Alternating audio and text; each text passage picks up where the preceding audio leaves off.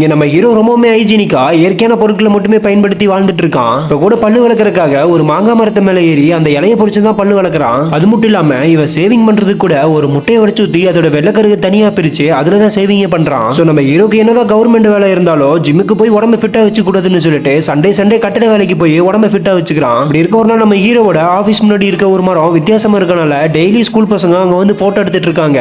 அங்க இருக்க ஒரு ஆபீசருமே டெய்லி உங்களுக்கு இதே வேலையா போச்சான்னு சொல்லி இதுக்கு ஒரு முடிவு கட்டுறேன்னு சொல்றாங்க. சோ இப்ப கொஞ்ச நேரம் கழிச்சு அந்த ஊரோட பிரசிடென்ட்டுமே அங்க வராரு. அப்ப அங்க இருக்க ஆபீசர்ஸ்லாம் இந்த மரத்தை வெட்டி ஆகணும், ரொம்ப ஆபாசமா இருக்குன்னு சொல்றாங்க. இதை கேட்ட ஹீரோவோட அசிஸ்டன்ட் வேகமா உள்ள போய் ஹீரோ கிட்ட சொல்றான். இப்ப ஹீரோ மாங்கி கிட்ட இந்த மரத்தை வெட்டக்கூடாதுன்னு சொல்றான். ஆனா அந்த ஊரோட பிரசிடென்ட்டும் அங்க இருக்க மத்த ஆபீசர்ஸும் இந்த மரத்தை கண்டிப்பா வெட்டி ஆகணும்னு சொல்றாங்க. சோ இப்ப அடுத்த நாள் காலையில விடிஞ்சது பார்த்தா நம்ம ஹீரோ இந்த மரத்தை வெட்டக்கூடாதுன்னு சொல்லி மரத்து மேலேயும் உண்ணாவிரதம் இருக்கான். அது மட்டும் இல்லாம வேலையும் கட்டக்கூடாதுன்னு சொல்லிட்டு மரத்து மேலேயும் ஒரு சின்ன வீடு மாதிரி கட்டி வேலையும் பாக்குறான். இந்த பக்கம் ஹீரோவோட அம்மா பையன் வீட்டுலன்னு சொல்லிட்டு ஃபுல் கட்டு கட்டிட்டு இருக்காங்க. எப்படியே நைட் ஆகுது, ஹீரோவும் மரத்து மேலேயே படுத்து தூங்கிடுறான். அடுத்த நாள் காலையில விடிஞ்சதும் ஹீரோவோட அசிஸ்டன்ட் வந்து இந்த மரத்தை வெட்டக்கூடாதுன்னு சொல்லி ஆர்டர் போட்டாங்கன்னு சொல்லிடுறான். சோ நம்ம ஹீரோமே இதை கேட்டு நம்ம ஒரு உயிரை காப்பாத்திட்டோம்னு சொல்லி சந்தோஷப்படுறான்.